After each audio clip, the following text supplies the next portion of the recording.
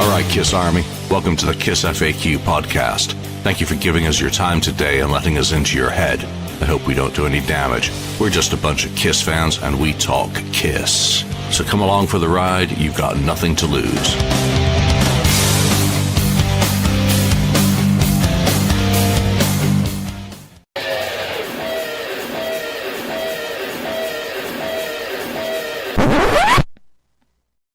All right, I forgot to play the whole intro or the outro that I'd created last week.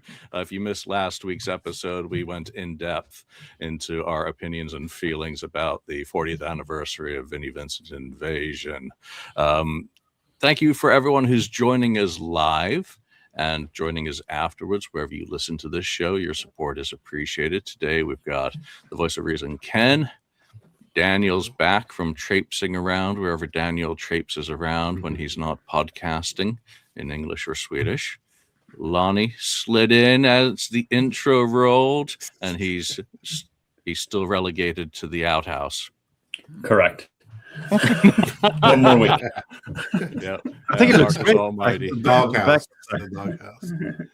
Hey, I think it looks fantastic. Yeah, good looking. You got the best background in looks podcast. like Sirius, the director of Kiss International, is there. Reminds me of going down to some Signature's offices back in the day.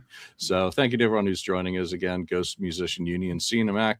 Good to see you as always. Kiss Vids, Stargazer Max. And that's as far. Oh, Austin Newlands, G. Chupko, Ronnie Parker. Hey, if I scroll, I can actually see more people. It's amazing how technology works. Gene Simmons, Money Bag Sodas. They're tasty. Check them out. So thanks as always. We're going to be talking about the deceptive Kiss albums in the catalog and what each of us think makes a deceptive album and what doesn't, well, how much rope we're allowing them to get away with things in hindsight and back when we were buying these albums new. But I think let's start off the show with the news of the day. It's out. It is fantastic, in my opinion. It is majestic, and I think a lot of people are just getting their shipping notices today. Who managed to get the album in time for this episode? Because I'm glad we didn't schedule a roundtable on this release for this episode. Lonnie, do you have one yet? No, I listened to it on Spotify this morning, but I do not have one yet. Ken? Don't have it. It's got my shipping notices, so hopefully next week. Daniel, you don't buy anything anyway. You just No, I listen to Spotify. Sounds great, and I know a lot of people here in Sweden have already gotten it, so they have shipped over here. Very cool. Mark, I don't believe you got yours either yet. No, I got an email from them saying, of course, that mine is delayed until September to be received. Of course. Which one did you purchase? The colored vinyl. The colored vinyl, because I did get mine are advances, but for the lucky guy.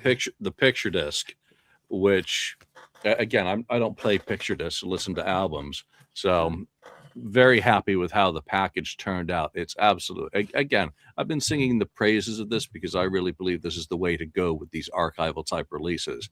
So I'm a firm believer in doing this treatment wherever possible for these things. Whether or not that happens, no clue. I'm not my department. I'm not surprised though that mine got delayed, of course, because there always has to be something, delayed with my packages when it comes to Kiss. Well, mine always arrive trashed and yours are delayed. I think you'll take the delay over yours arriving trashed, right? Yeah, but it would be nice to get one on time. With that in mind, I ordered the Rush, MoFi that came with the Fly By Night, and I'm getting it today. How fast is that? Like, it's unbelievable. It's because Rush is a Canadian band and you live in Canada. God. No, but they're being mailed from the U.S. though, so I mean. Yeah, there's more copies of those available because there are fewer Kiss fans. Fewer Rush fans. So who knows? It all varies. Again, a lot of the Kiss stuff is coming with bonus items, and who knows, something gets delayed, it knocks timing out a little bit, or again, the world's a little bit messed up right now. We're going to be giving away Anaheim SHM CD. This one, in fact, when at some point during the show. So remind me that I have to tell people how to enter that contest, because otherwise they'll be watching the show and getting really annoyed by the fact. Let's get into deceptive albums. And that really was the main topic. It was posted on the board. See how well prepared I am? I have no idea what I'm doing.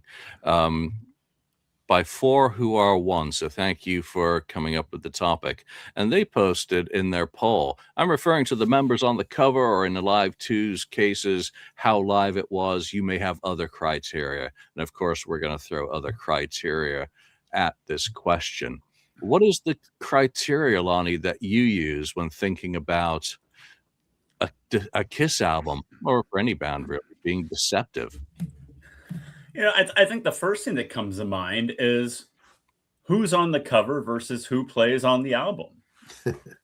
And Kiss is guilty of this, and we're going to go through it, on more than one, more than two, more than 3 occasions. I think that this is true. Even if not only who's on, they've deceived us on that, but who's even in the band, an active member of the band, even at the time, with versus who's on the cover. I think is the first thing, and the second thing too is a live album really live, and they're guilty of that. They're guilty of that as well, as are other bands as well. So those 2 things come to mind first. Is a live album really a live album? Am I purchasing, what I think I'm, am I receiving what I think I'm purchasing with a live record? And are the members of the band who are the members of the band playing on this album? You just prompted me to go off on a tangent by talking about how live a live album is. And it was Godey on the board who mentioned 5 years of live Kiss. And I just want to read his post as a tangent. We Kiss fans like to complain a lot. Wait, what? Don't know what the hell Who are you he means talking about? I have no idea where he's going with that. But with the release of Anaheim, it got me thinking that we've been ridiculously spoiled with official live releases over the past 5 years. Des Moines 1977, Poughkeepsie 84, San Antonio 85, Donington 96, Tokyo 2001, Virginia Beach 2004, Paris 70. Well, let's scratch that one off the list. Creatures Tour 82, Kobo 75, Iowa 75 first show, Iowa 75 second show, Wildwood 75, Cleveland partial 75, and now Anaheim 76. So that's just a tangent. Mark, what makes a deceptive album to you? I think Lonnie touched on most of it. Like, people who like who's in the band as opposed to who's being shown on the band. But I think also, people who play on it and don't get credited. I think that's another very deceptive thing. I mean, I can understand back in the day they wanted to keep it, the illusion that Kiss was all for one for all, and they did everything, so that's why they didn't do that. But I also have that problem with live albums claiming to be completely live, and it's made up of many other things like rehearsal, things, or things like that with add-ins added to it. It's just there's various things like that really, I think, irk me as far as being a deceptive record. Yeah, that's going to be an interesting one for me to think about with the live album part that you just mentioned there. Daniel, deception. Yeah, I agree to what the other guy said, but I think straying away too far from what is the core of the band is kind of deceptive. Following trends too much, and not listening to your heart, not listening to what made you a great band. Also, letting other people, outside people, steer the ship too much. I mean, I do understand you need to use outside people, but when they almost take over, I think one of the guys there, Mark, he has something to say about that when it comes to one particular album, when someone takes over the band almost and creates stuff that really are a bit too much. And of course, ghost players is needed at times, and they have done a lot for Kiss, but too much. I don't want too much of it. Also, in the future, AI will be a great problem because I recently did a show where we picked our favorite albums from the year, and I found a great album. Only later I understood it was an AI album.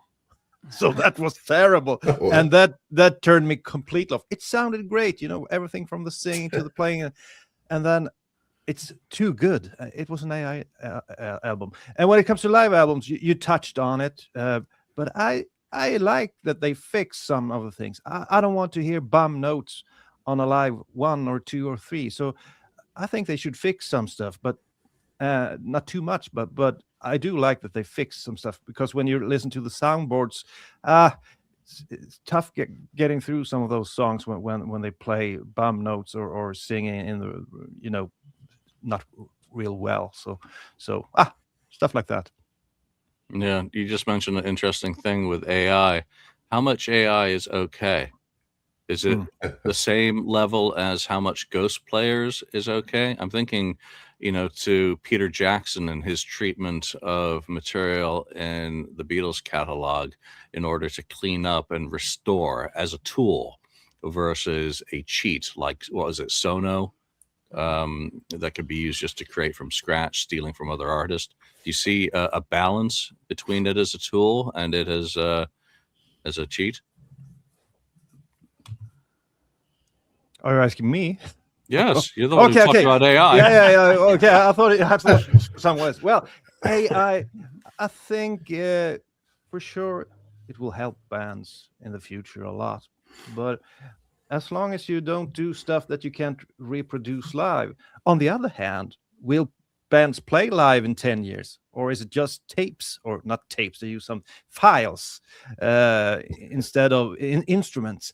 I mean, I was attending a festival not too far away from here early in the summer, and I don't think I saw a single. I went with my daughters, and they like different music, and I don't think I saw a single instrument on stage. Yeah.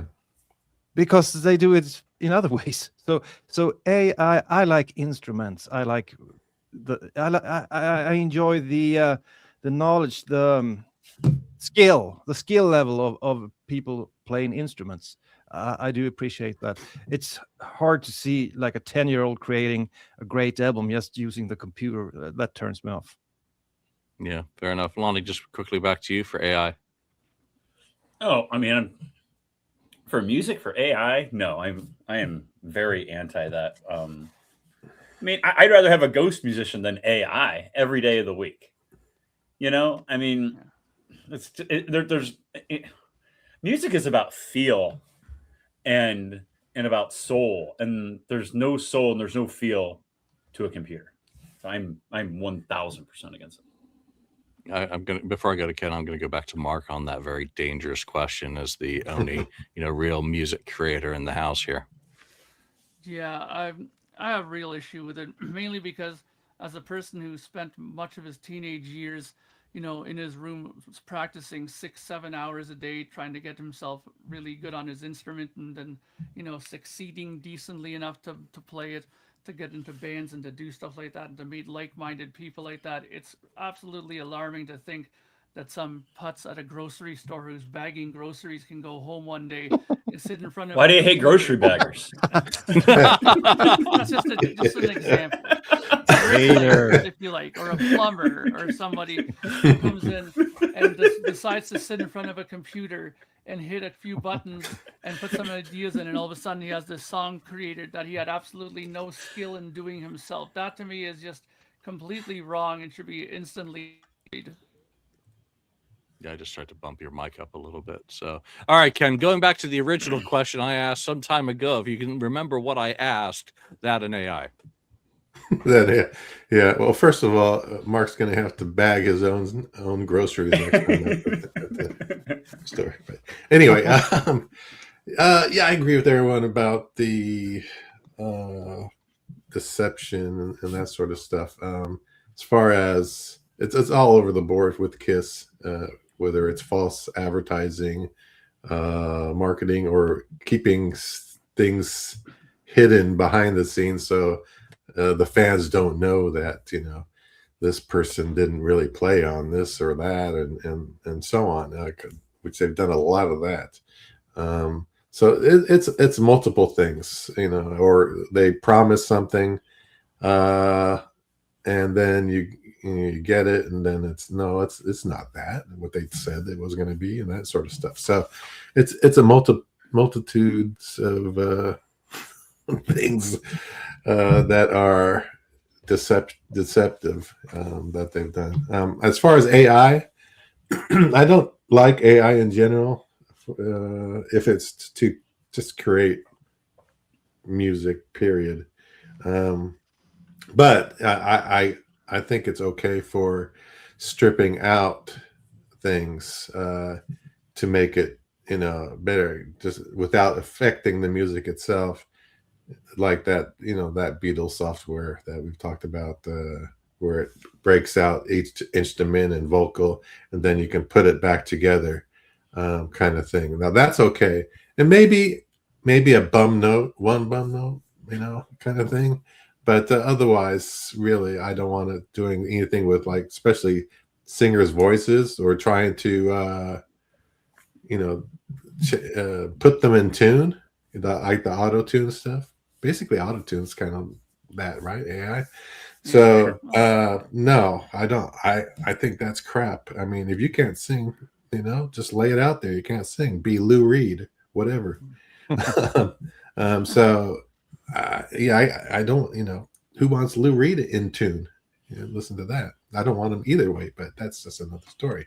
So, I'm not big on AI, just for really making things, better, in the sense of not necessarily fixing it, but creating something even better to our ears, if it's music wise. Yeah, you nailed one of the things that I just wrote down to remind myself. We were doomed in a certain sense that AI is going to take over music, much in the same way that auto-tune was abused completely. I mean, if you think of some of that music that was released in the early 2000s and the sound of those processed vocals, to my ears, that was horrid. It was absolutely atrocious. So what becomes a tool with the best of intentions, when used gently or lightly, soon is used by the lazy or inept as an excuse to not have those skills to perform, to play, or to create. Because AI as a replacement, you couldn't replace the ghost musician with AI, because AI is incapable of creation. AI requires theft of existing work in order to create, which is why I never use it in the creative process. Now, do I use it in polishing, fixing, transforming? Absolutely. That I see as a completely valid use of just another tool, much as a Photoshop filter changes the dynamic of something. I'm afraid that in the future, a concert experience, I think Daniel mentioned this, I think in the future, it may well be something as scary as, here's your headset, insert your credit card, or maybe you stick it up your ass to experience the show. That's the Avatar show. Well, again, I don't. Kiss again Kiss has embraced it already with Psycho Circus tour and the 3D glasses. Do you remember how lame it was during those concerts for Paul basically to be killing the mood and the vibe? Okay, everyone, now put on your glasses. I'm gonna point at the screen. Oh, that's really cool. It's like Jaws freaking 3D. It was so bad. So it's a very scary place we're in musically, but we'll have to see where things go. All right. So getting back on track to this deceptive albums, let's go with the first one up on the list that was provided, and we can add some additional things in as we go. Alive 2. Lonnie, let's start with you. Deceptive, not deceptive, and if it is deceptive or not, give it a score for your personal taste from 1 to 10, where 1 is not at all, it's pristine, it's biblical, and 10 is satanic fakery. All right, that's good. So Alive 2 has some deception in the fact that it's not completely live. They there's Hard Luck Woman and Tomorrow and Tonight, but I think it's small amount compared to other Kiss albums. there's some deception. My other issue with the live 2 is how the crowd is just way too freaking loud. But I mean, we've discussed that on other things. So I give a live 2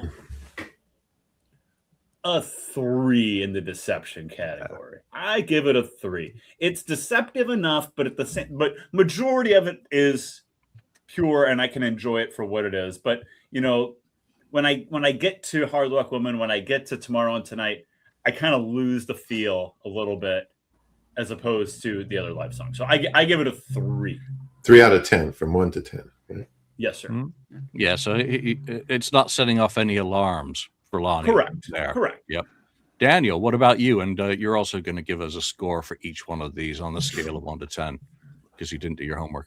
I completely agree with Lonnie because I also wrote a 3, much for the same reasons. You do lose some of the feel when you know that the songs aren't live. But the biggest problem is, as he mentioned, the crowd. It's so loud all throughout the concert. But we all know that. But that kind of makes it a lesser of an album. I think that's a big problem. And Eddie Kramer loves that kind of stuff, but he put some reins on himself during the Anaheim thing here that they did. I think the crowd sounds great on that one, but a 3 for me, a live 2. All right, Mark, a live 2. Get us started with your thoughts on that, please. Well, I mean, I wouldn't say it's the worst one out of the bunch that we're going to talk about, but it definitely has its moments. I mean, number one, not all of it obviously is live, as we mentioned. Lonnie pointed out the songs that were done, that were not included in the live show proper. Also, that audience. I mean, it's just, it doesn't even. I'm convinced that most of that is not even the same crowd from the actual show.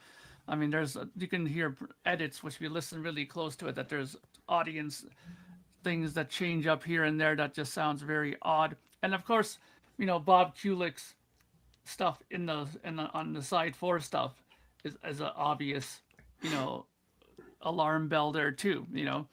They and them saying them, years after the fact that they wanted him to try to play as Ace-like as possible on these things just even shows the deception even more on that.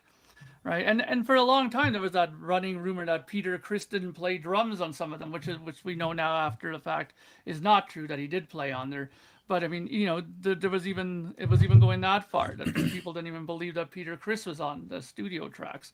So, but other than that, for the most part, I thought the live performances were pretty good. So I just gave it a 4. Ken. Yeah, Alive 2 is one of my your favorite album. He's gonna give it one of my all-time favorite albums. Yeah. It is 0, yeah. And I gave it a 7. Wow. I gave it a 7. Hey, it's all right. It's just there's deception on it, but I still love it, even though the deception is there. Yes, the crowd noise is crazy. I don't know if they used something from I don't know what to pump that in, but yeah, that was deception. The track listing or the songs that were recorded, not live in a show, but maybe on stage in a rehearsal. They did those like Tomorrow and Tonight or whatever, Hard Luck Woman. So that that kind of stuff, you thought that this is all live because you can hear the people screaming and everything, but you find out later that's not true.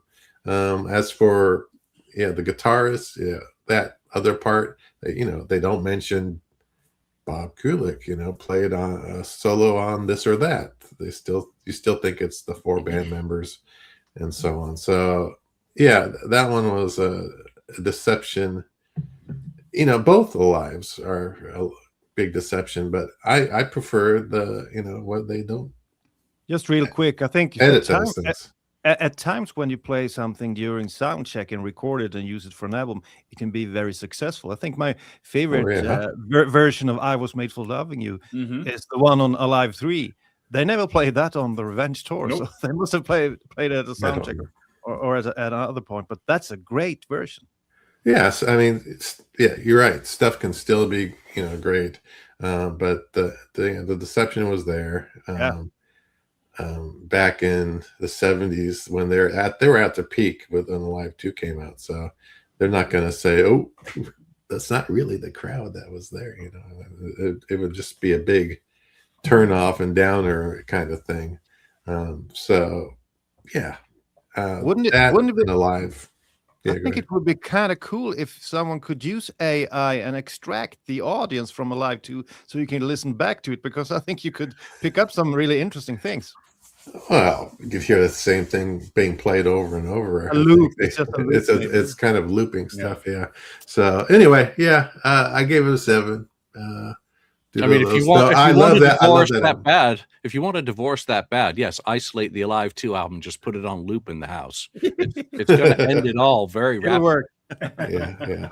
So yeah, I love that album. It doesn't matter, the deception on all of them. It doesn't. There's things. Maybe it bothers me more on different albums, but we'll find out, I guess. Yeah, we'll get on to those. Alive 2 bothers me tremendously. I gave it 6 on my scale. I gave it even more than you.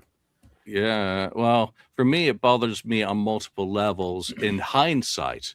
And that's going to be one of the questions I asked at the end for the follow-ups. Because there are songs that were never performed live in concert, Tomorrow and Tonight. There are several songs on there that are clearly fake, recorded purposely for that album. Because Ace is, I don't have as much a problem with Ace being replaced because it's the music business and they had to get stuff done. But in hindsight, all of that adds up to me saying that that's a pretty fake album. That audience makes it faker than hell for me. It just horrendous listening experience. I can never get my ears around. If they do a treatment from a Love Gun tour recording like this, I will have Alive 2 gone, other than the occasional listen to those studio tracks. So gave it a 6. All right, our score for that one as a panel is 4.6 out of 10. So nothing earth-shattering. Let's move on to the next album on the list, Dynasty for some. Lonnie, let's get started with you on that one.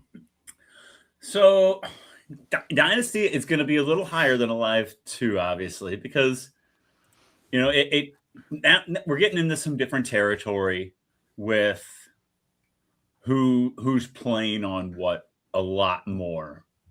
But Peter was still a member of the band, so it's not going to be as high as others because Peter plays like on one track really.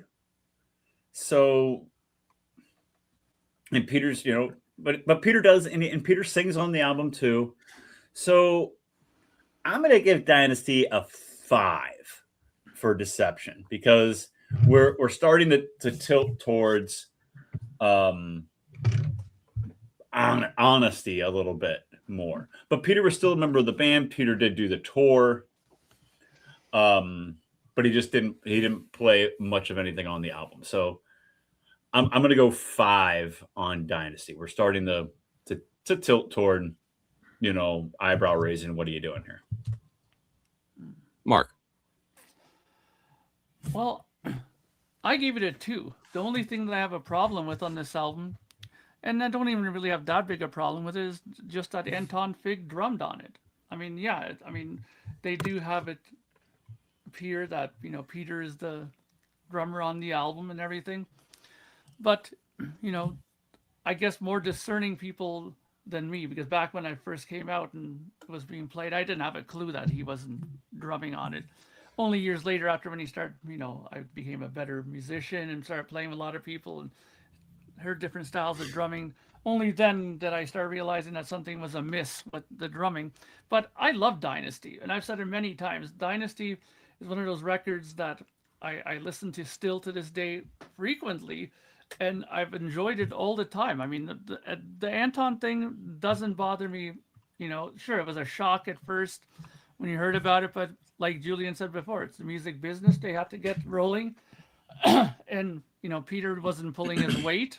So, they had to put somebody in there who could, fill in his shoes and, get the album done. So I have no issue with it. I don't find it that deceitful a record. I mean, if Peter was on 100%, he was, up to par and could do everything, I'm sure he would be playing on the whole record, but he wasn't. So they needed somebody in there. So that's the only deceit I see in this. So 2. Yeah, I gave it a 4, and I agree with Max's comment here is actually pretty interesting. In a way, most studio recordings are deception because they can't be reproduced exactly live. That's an interesting one. But for me with Dynasty, it's an album gets recorded, and for whatever reason they need to get the drum tracks done. I mean, you listen to the rehearsals after the fact. I didn't know squat at the time when I listened to it, and it was much later in the 80s through the fanzines and word of mouth, and I think the original KissFAQ, where I learned that, and it was like, oh, wow. Didn't change my opinion of it. So I'm more forgiving of that than I was of Alive 2. Daniel. I think I've heard a rehearsal where Paul Stanley tries to get Peter to play Sure Knows Something, and it's pretty hard to get him to come in at the exact right moment. So what could they have done? They needed a drummer that worked for that album. So, and they picked a great one. I think he played extremely well on that album, and he kind of held back a little on Dynasty, not straying away too far from whatever Peter was doing. I think later on Unmasked, he became a little bit more unchained and went a bit wilder, actually, I think, on Unmasked than he did on Dynasty. But you could, if Peter couldn't play the stuff, you need someone else. But of course, it's a bit deceptive. My biggest problem with this record was I went back and listened to the early albums. I started off in the mid 80s, but then I've, went back and listened, and all the way from Kiss to Love Gun, it felt like, this is the same band, but then something happened. So I think it was a bit too contrived, a bit artificial, maybe. Sort of, it was so obviously planned to sound a certain way that wasn't compatible with the way they sounded previously. So I didn't like that. And I don't know how much Vinnie Poncia had to do with it, but it sure felt like he had a big part in the way the album sounded. So maybe he had too big of a part in the album. I don't know. So I gave it a 4.5. 4.5. All right. Yeah. Ken. The same as Alive 2, I gave Dynasty a 7 also. Wow, you're a hater today. Multiple. No, I love those, but I'm just saying there's deception in there. It can be deceptive, and I could still love the darn thing. So that's all that matters. But there's things like yes, finding out later on Peter Criss only played on one song on Dynasty. And then there are things like even the cover itself, they cover up the straight jackets. They cover them up in, the black or whatever. They used to have the straight jackets on for that picture. That's kind of deception because I changed it, but that's, I guess, a decision. Maybe it's not so much deception. Someone didn't like it, I guess, the straight jackets. And then the other part is, I like when I can see who plays on what, and not, Gene's not playing bass on every song. And plus Gene plays, I think he plays guitar on Charisma, rhythm guitar or something like that. So there's a lot of songs like that where I want to know who played what instrument on what, I think that's okay to do, but again, that's a deception. You still think, oh no, Gene's only can play bass and Paul can only play this, and Ace cannot play bass, he can only play lead guitar, stuff like that. So I wish they would have put in the liner notes, on this song, but Charisma, this person played this person played that, whatever. I don't know. I prefer that kind of stuff. So that's deception too. Same thing as when you bring in a replacement player. I want to know who the hell played on that song. All right. I think ignorance is bliss when it comes to being a fan of a band. The less you know, the less you find out, the more you can just enjoy what you like without having to think about it or rationalize it. And I think maybe normal people just do consume music that way. Oh, look, you're still here, watching or listening. We're not sponsored, monetized, or supervised. We're only in this for subs and likes and kicks. So why don't you mash that like button, subscribe to the channel, and leave a comment about today's episode. All right, so the giveaway this week is for the Anaheim SHM CD package. It's open to everyone wherever you are. There is the show post on the KissFAQ message board, which is open to everyone. You have to be a member to read the message, and it tells you how to enter. But you're going to enter by sending an email to the address specified in a manner specified with what city was the Kiss Destroys Anaheim CD recorded in? Challenging, and there'll be a random drawing next Wednesday for the winner. So again, easy contest, no excuses for incorrect answers unless deliberately doing so. All right, let's get back to this episode at hand. And next up is Unmasked. Lonnie. So Unmasked now Dynasty was tipping. Unmasked has gone overboard a little bit because Peter Criss is featured on the cover, but he's really not a member of the band. He plays zero drums on the album. And then they make a video even with Peter Criss in it too. So we're over the scale of deception here. Peter's gone, but we're still advertising Peter in the band. We're even making a video with Peter in the band. We're kind of up shit creek right now. We don't know what to do, but we're still going to have Peter in there. We're still going to show him off. We still don't know our plan going forward. So I'm going to give Unmasked an 8 for deception because, and you can, and even you can say we've talked about where you go back and you listen to it. Well, Peter Criss had sung on every album, but there is no Peter Criss singing on Dynasty. I mean, on Unmasked. So, that's a red flag right there. Even if, even in 1980, when you're buying this, you would, Ken's going to be the testament on this one. But wouldn't you say like, hey, where's the Peter song? Peter always gets one song. So I'm going 8 with Unmasked. I think we are tipping the scales in deception here. Ken, got to go straight to you on there. Unmasked. I agree totally with Lonnie. I gave it an 8 also. Ken, let's go. Yeah. The other thing on this, yes, Peter Criss. I still remember my friend telling me that's not Peter Criss playing. I mean, we're playing the record. That's not Peter Criss on there. I was like, what? What do you mean? And they find out later it's not. But he knew better. He got into Kiss before I did. Some years before, and he's the one that turned me on to Kiss. So he could tell that wasn't Peter's drumming style on that one. But that one, like Lonnie said, the video is kind of crazy.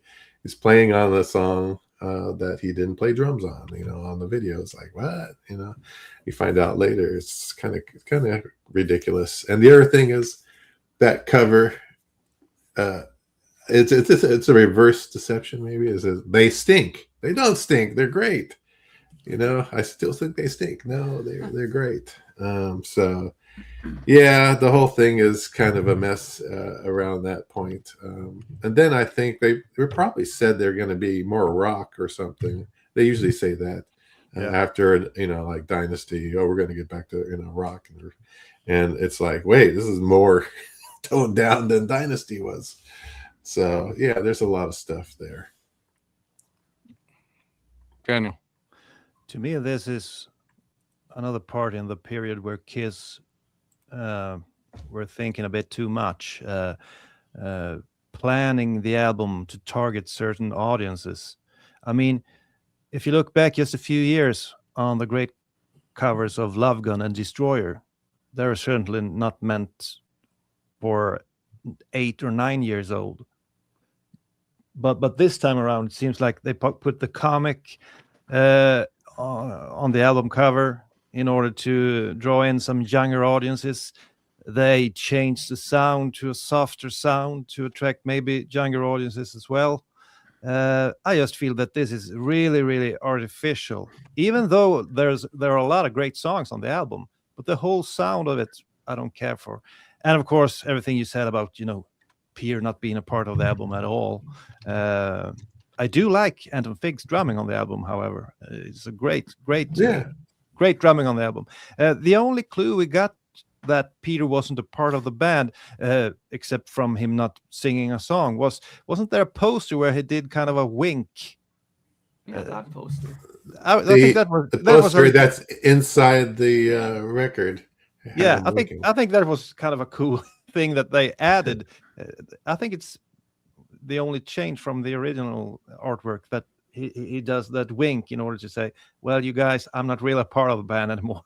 So I think that was a nice little detail. Yeah. So this one is I have to give it a higher score on deceptiveness, maybe a 6.7. 6.7. 6.7. What are you, me? That's very. Decimals? Not a 6.8. Sure, you don't want to do 6.72 just to be absolute. Yeah. Jeez. You're the guy who started with the. I know. Blame it on Julia. I only started doing it to break ties, but all right, Mark, unmask. Ever get the feeling you're being swindled? It's interesting. I'm listening to all your guys' comments about this, and I don't disagree. I mean, every point that you guys have brought up is accurate. I can't say no, that's not true or whatever. But I don't know. I guess it just has to do with how somebody feels about the album in general, I find, because Dynasty, like I said, the only issue I had was Anton Fig, and similarly, that's the only real issue I have with this. Again, I mean, by this point, though, I don't think that they're trying to cover it up as much. I mean, all you need to do is listen to Torpedo Girl and know that ain't Peter Criss. That drum beat that he's done, he's never, ever come out of Peter Criss ever, okay? So that was an instant giveaway that he was not on the record. But other than that, I mean, I understand what everybody's criticisms are with the, there was a video and he was in there, but he didn't play on it and stuff like that. That all makes sense, but I think that all boils back down again to the business part of it. They had to get rolling and move forward, and they didn't have a choice yet on who to use because they couldn't find another drummer that they were happy with, so they had to ask him to do it, and that's that, right? So I look at it the same way as Dynasty. I just gave it a 2. Really, and Gene didn't even play on Shandy, so he hasn't played on a few records. Yeah, different bass player. Yeah, Gene can never throw any stones for the stuff that he didn't play on. So, Unmasked is a tough one. I gave it the same as changing the score. I gave it a 5 because I thought you were going to say you gave it the same as Daniel, a 6.7. No, I was going to say I was going to give it the same as Dynasty, but that's really not fair because it is much more deceptive. And I think because of what Mark was saying about the video, that's the deception. That's used to sell the deception that he's still in the band. But I don't go worse than that in terms of the score because of the business component of it, that they were negotiating his exit and the phonogram stuff all in conjunction. So there was, from that perspective, a valid reason. I think creatively, it's a much more deceptive album because it's not really a Kiss album. It's trying to be an AOR band and outreach to a group which had nothing to do with the band's roots or their musical perspective. They were a hard rock band that spat blood, and now they're doing shitty ballads and radio-friendly unit shifters. Screw that. That's deception. That's false advertising. And comic book covers on the front. I think one of the folk in the comments mentioned that you go from artwork on Destroyer and Rock and Roll Over to a comic strip. So it is a pretty deceptive album, but I'm not ready to bash it because of the the variety of factors on that. So I'll give it a 5, and that's interesting where we go. All right, Lonnie, Creatures of the Night. So Creatures is really, I love Creatures. We all love Creatures. We all sing Creatures' praise quite a bit. But just like Dynasty, by this point, you would have gotten used to Ace singing at least one song on every album since Love Gun. Where's the Ace song? Ace is predominantly on the cover. No Ace songs. The guitars don't even sound like Ace Frehley. And then, well, to double down on the deception, well, we're going to redo the cover. We're going to put Bruce on it. Well, Bruce doesn't play on it either. So I think Dynasty. I mean, not Dynasty. I think Creatures is right up there with Unmasked. I'm going to give it an 8 also, because you have Ace on the cover. Ace doesn't play a lick on it. Ace doesn't write a single song on it. And then you did these promos with Ace as well, just like you did with Unmasked with Shandy. You still have Ace promoting the album. Ace is not, they're hanging on the Ace, because they don't know what they're going to do. We're promoting the album with Ace. Ace doesn't tour with them at all. Ace is basically out of the band, but we're still going to hang on to him for contractual reasons to try to promote this album. And then it's an 8 for me with Deception with Creatures, because I think they were trying to almost tell the audience, well, Ace is going to come back, and Ace isn't coming back. Vinny's touring now, but Ace is going to come back. No, he's not. I mean, I give it an 8. We're really up there with Deception with Creatures as well. Mark, Creatures. I love Creatures, just like Lonnie said. All of us are big fans of this record. The thing that I had the most problem with this was the lack of Gene Simmons bass wise. I mean, there's some songs that he doesn't play bass on, and the funny thing is, the songs that he doesn't play bass on are the ones that I think have the best bass lines on there and have the best sounding bass. Like the tone of, I think it was a Michael Japp or something like that, was the guy who played it. He did a fantastic job, and that tone of that bass was just growling. I was like, wow. When I was younger, listening to it, like, wow, Gene's got an awesome bass tone. Then you realize years later, he's not even playing on half of the songs. I mean, Eric Carr played on the ballad there. Yeah, I Still Love You bass, because from what I read, and whether it's true or not, I guess it doesn't really matter, but apparently he was going through his breakup with Diana Ross, and that he was just not in the mood to play bass. So, I mean, I guess you can get away with it because they were doing it for so long anyways at this point, putting in ghost players, that it was probably nothing for them to do that, But the whole Ace thing never really bothered me, mainly because I don't know. I guess I just, at that point, I was just loving the sound of the record, and I thought it was so fantastic that there was a little bit of blinders on for me when I was younger, thinking like, I just love the way it sounded, and I still love the way it sounds now. But of course, you learn a lot about it as it goes on and stuff like that, what happened. But I don't know. The only real issue I have with this is just how little Gene was involved with it. And I thought that was really the deception of it on there for me. So I only gave it a 3. Ignorance is bliss. Daniel. Well, by this point of time, Kiss had really started following trends. However, this is a trend that I enjoy that they followed. So yeah. It's completely different when you compare to Unmasked, which was a trend I didn't care for. So this trend suited the image I had of the band, having listened to Animalized Asylum and the original albums there from Kiss to Love Gun. I thought it was, in the same vein. So it didn't bother me at all. Probably one of my favorite albums. But the turmoil with Ace, of course, made it a mess, and the contractual reasons that Lonnie mentioned. That was the issue with this thing. And I don't really know if they had signed Vinnie Vincent to the contract when they well, obviously he didn't sign the contract, so they couldn't really put him on the album cover either. So who should they have put there? Maybe used something without faces, but you need the Kiss faces, and it's an awesome cover. So I think it was the right decision to put him on the cover, and trying to make people feel that Ace is coming back. Maybe they were hoping that he would come back. Gene confronted him plenty of times trying to make him come back to the band, but Ace had to leave. If you read Julian's book there about these times, what was it? Was it War Machine? Yeah, it was War Machine.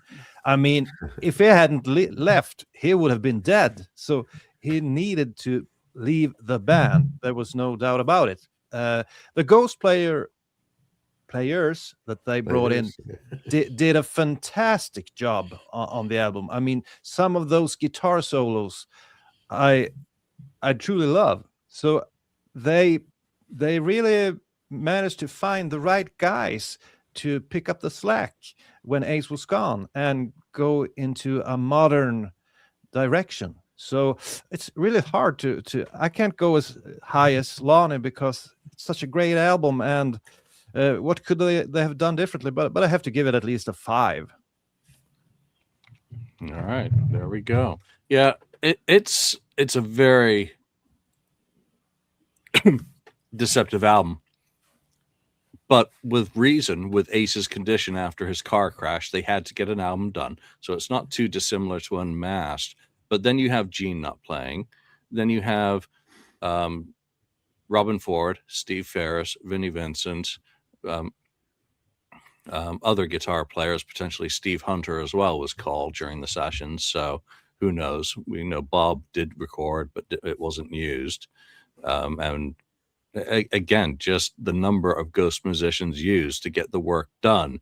The deliberate deception with Phonogram to keep the contract, but they had to get an album done in order for that as well. And then the stupidity of suing Phonogram at the same time. I mean, talk about a band that's just doing everything wrong, but some things very, very right, because this album is very right. I'll go back to The Ignorance is Bliss because it's a fantastic album no matter what. So I'm not going to throw it down the stairs by any means, but I'm going to give it a 7 as being a very deceptive album. Ken? Yeah, I also gave it a 7 for a lot of the same reasons. Yeah, especially Ace being on the cover. I know what they were doing, but yeah, that was deception there. Plus, like Lonnie said, the later cover, the repressing in the mid 80s, where they put Creatures of the Night with Bruce Kulick on the cover. And that's deceiving too. So I think some people probably thought that was a brand new album by Kiss. I'm almost sure of it because a lot of people did not know Creatures of the Night even came out because it hardly sold. When wasn't that the plan? Trying to make people new record. I think so, and yeah, it's deception. And again, all the when I got the album and played it, I thought, I could tell something was different on the lead guitar. I thought, dang, Ace is really playing. He's doing some different things here, and the tones are different, and so on. But it was great. It was all sounded great. So I was happy again. But they list on their liner notes, Ace lead guitar, Gene bass, all that stuff is again.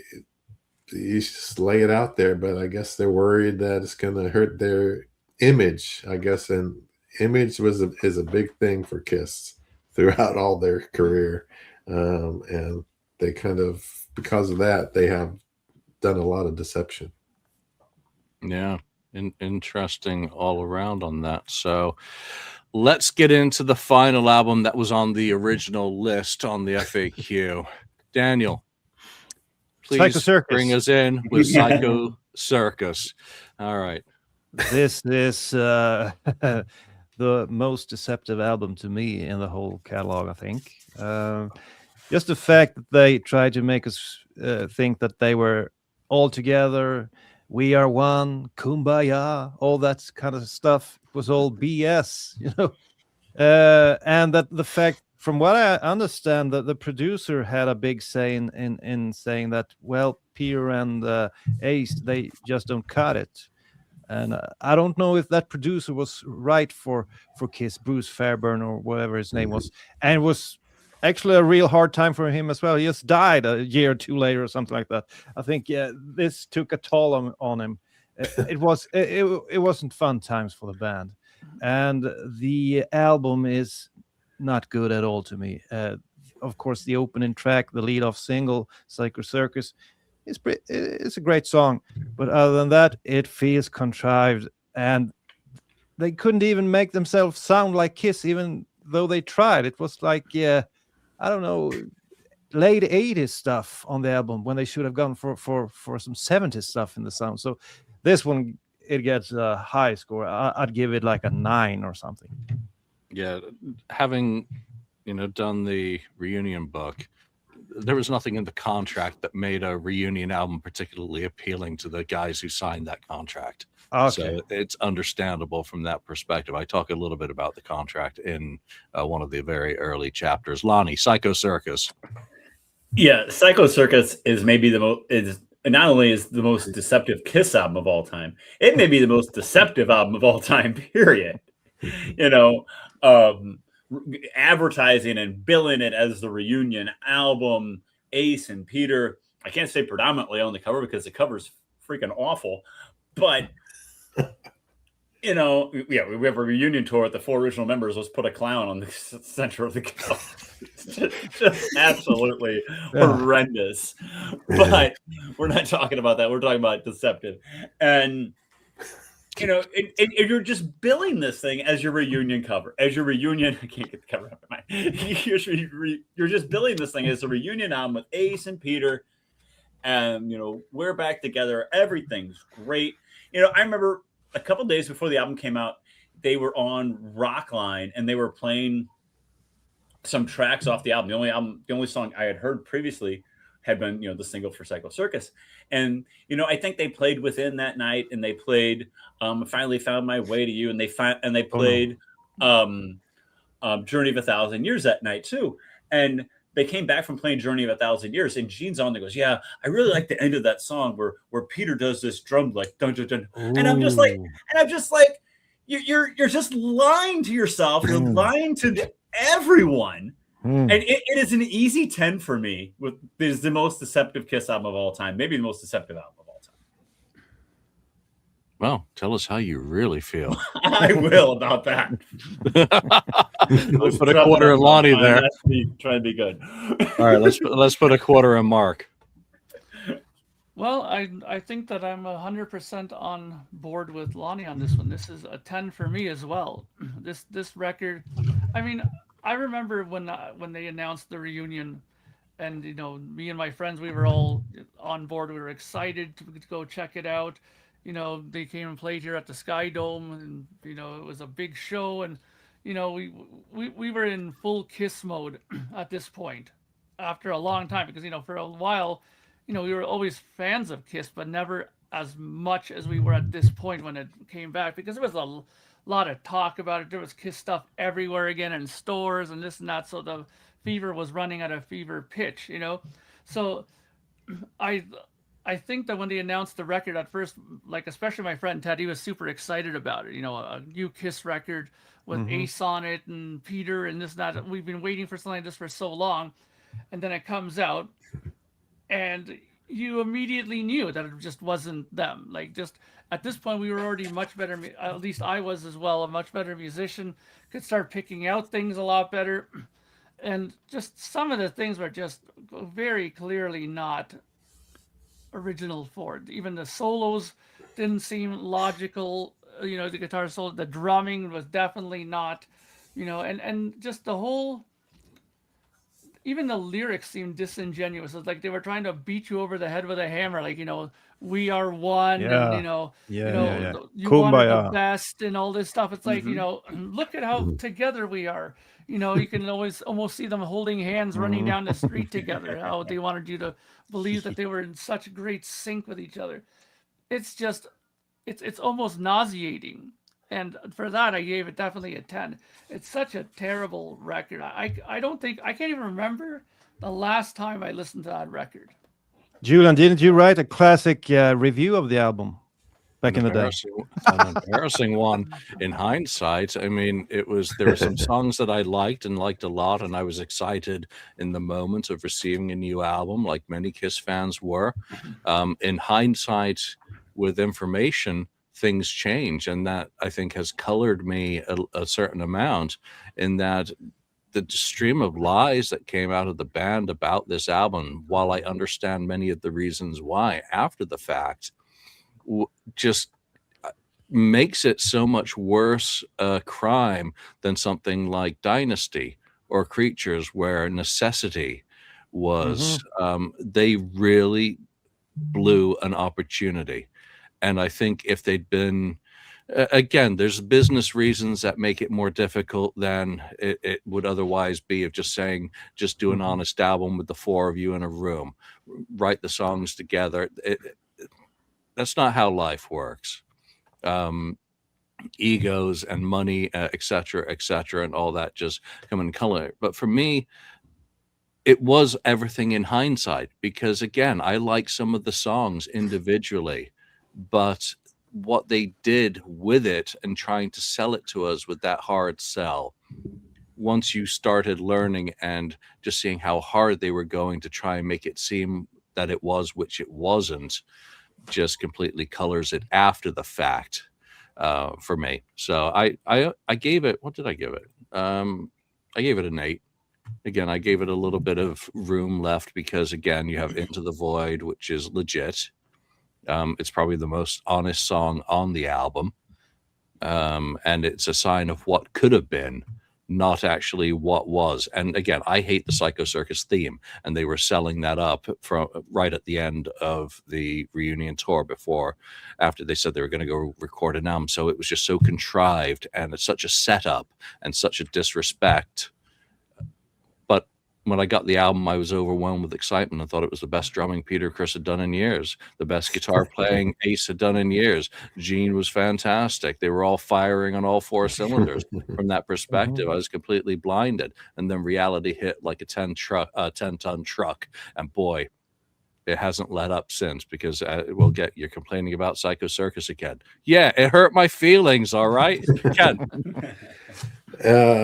Yeah, I agree with everyone here on everything that's been said. Yeah, I remember thinking, oh yeah, the 4 are back. They're going to do it. They're playing on this. And then to find out later that they weren't all together playing. And it's too bad that the business and the lawyers and all that kind of stuff gets in the way of just making an album with the 4 of them. It's just too bad. Like you said, it could have been like, Into the Void was the one song that they're all playing on, and it sounds perfectly fine. There's nothing wrong with it. So they could have done a full album, all 4 together. They're still play well enough to do that. But unfortunately, it's money and greed and power and all these other things. I do believe, though, that like Lonnie said, the producer, that was a wrong choice. I think they originally wanted Bob Ezrin. I don't think Mark would have liked that. But I handle that. But I think Bob Ezrin would have been a better choice, and it wouldn't have been maybe wouldn't have been as much as Abomination as it turned out to be. But who knows about that. It's just unfortunate. Yeah, there are some songs I like on it, but half the album I like. Half of the songs are really good. And then there's songs they left on the cutting room floor that are better than that other half. You like that? It could have been. Does that do it for you? It could have been a lot better, though. It could have been a lot better. Well, It's My Life. Yours, right? Is good. I mean, It's My Life was on there, yeah, at that time, but could have been on there. So anyway, yeah, it's the most deceptive album, I believe, in KISStory. Yeah, where's Drago? I had tickets to that show. I was going to fly out for the Psycho Circus gig because I really wanted to see a show at home. And unfortunately, work happened. I had to cancel at the last minute. That still hurts me. But again, I did travel down to LA for the debut. So the opening show, the best show of the tour, actually, again, in a stadium. So let's wrap up with a few side topics. I kind of wrote out my notes that I see deception as a deliberate intent to mislead rooted in malice versus keeping up appearance with misguided intentions. But the thing that comes out of this, are we less deceived if we like the end result? Lonnie? Are we less deceived if we like the end result? No, I don't think so. I mean, deception is deception. I think that, and a lie is a lie, whether it makes you feel good or not. I think, you know what I mean? A lie is still a lie. So no, I don't think that's true at all. Mark? I don't know. I mean, I kind of see where you're coming from with that, because I think that has something to do with my rating of Dynasty. I mean, I love that record so much that, I would overlook probably if there was more. To me, it's just Anton. But if there was other things that were blatantly lied about, maybe I would overlook it because of how much I love the record. Like Creatures was like that too. So I could see that. But I mean, I understand Lonnie's point on it as well. So Daniel? I think there is a difference in deception, at least to me. I mean, when you were a kid and someone said, well, can I get a beer from you? You'll get it back later. You didn't get it back. That was no good. But if a girl said, hey, come on, follow me home. We'll get married and stuff. And you didn't get married, but I like being deceived like that. That was way funner. And same goes for the records. The deception and Creatures I enjoy to some extent. I mean, some of the guitarists that they added to that record made it one of my favorite records of all time. So of course I enjoy that deception more than the guy making a pop album. Or we didn't mention The Elder. I think that's one of the most deceptive albums where they went totally overboard, going to a completely wrong direction. So to me, there is a difference, but it's kind of personal. But I enjoy being deceived at times. Ken? Yeah, I think it can be deceptively good to a degree. Yes, there's a lot of deception, but yeah, you still enjoy it. I sometimes you don't want to know the truth behind the scenes, and you can't handle the truth. Yeah, you can't handle the truth, right? It's like the Wizard of Oz, where they got the evil man behind the curtain place, but then you see the man behind the curtain, and there's this old guy behind, pulling, whatever levers and stuff, but that kind of thing. So yeah, I mean, it depends on the type of. There's different types of deception, I think. Yeah, but like I said, yes, a lot. For instance, Alive 2 is deception. A lot of deception there. But even though I still love that record, it's still a very important record to me. Daniel nailed it for me. Again, if you like it, I think it does come into play, like Creatures. Like my initial reaction to Psycho Circus, I think probably proves, and having to admit that, because I've not taken that review down. It is still sadly online. As much as I want to erase history and rewrite it, I just won't. Again, it's a matter of personal honesty. But where is it? KissVids. Yeah. Mark said there should have been some other albums in this list, but then it would have been a very, very, very long list, because you'd have to include Animalize, Asylum. Mark, what are some of the other albums that you think should have been part of this discussion if we had an 8-hour show? Well, I had one just in mind that came up, and that was Hot in the Shade. I mean, that album, there was drum machines used on that album, so there was no drummer period on there. Yet we were led to believe that Eric Carr drummed on everything on here. There was other people involved in there. I mean, there was already involvement, I'm sure, with what's his name, Thayer. Terrible. Sorry? Tommy Thayer. Yeah, Eric it's Tommy Singer. Thayer, exactly. And those people are already involved with it, and uncredited playing, on there with that stuff. I mean, that was the biggest issue that I had with it, is that, they used a drum machine. You have Eric Carr. I mean, what the hell do you need a drum machine for with that? I mean, the only thing I could think of was that they had, there was time constrictions and they had to hurry up, and Eric was away on vacation or something. I don't know, but whatever. To me, there's just no reason not to have There's no an album excuse. full of drumming. So there you go. I gave it a 5 for that in Deception. Well, technically, Revenge should enter the equation, right, Lonnie? What should have been on the list from your point of view? What are you talking about? I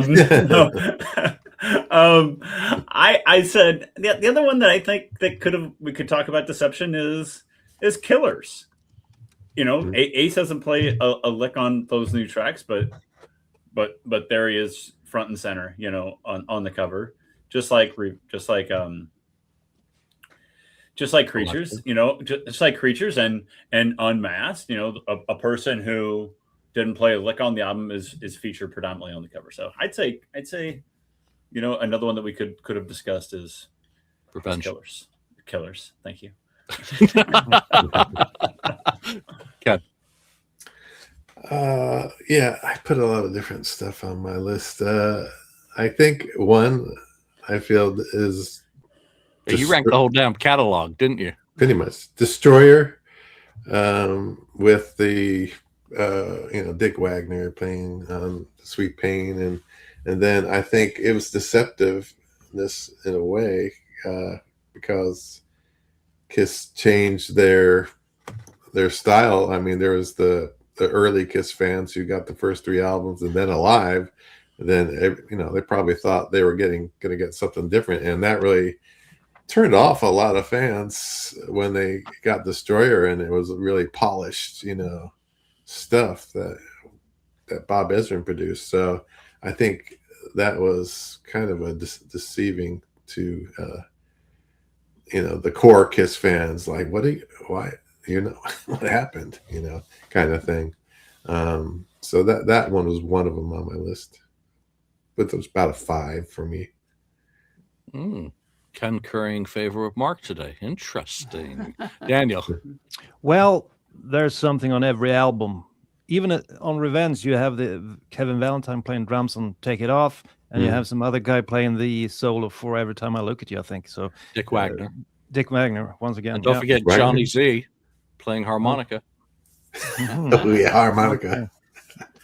But the album for me would be Crazy Nights, because I think it was so, once again, contrived, waiting for a producer that they know sounded a certain way that was not very Kiss sounding.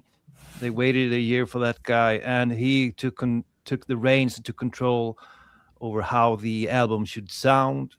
Great songs, but he left off stuff like Sword and Stone instead of Bang Bang You.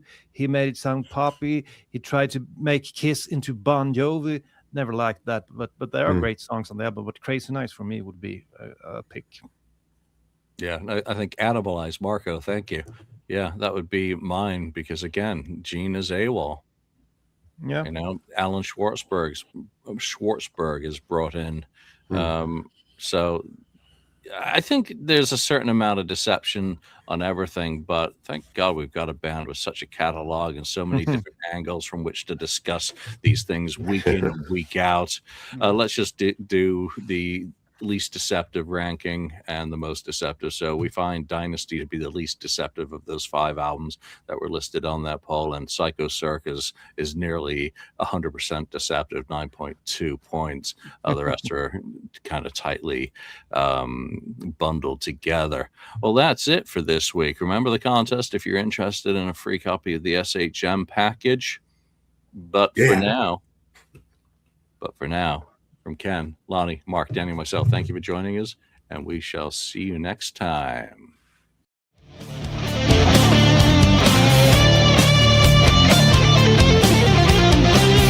Thank you for spending time listening to the KissFAQ podcast today. All sales are final. There are no refunds. If you'd like, look us up on Facebook or come over to the message board and discuss the topics we've broadcast today. Don't forget to hit subscribe wherever you've listened to this show, and a like would very much be appreciated. We hope you'll join us again, but until then, remember, life's a radio. Turn it up to 10.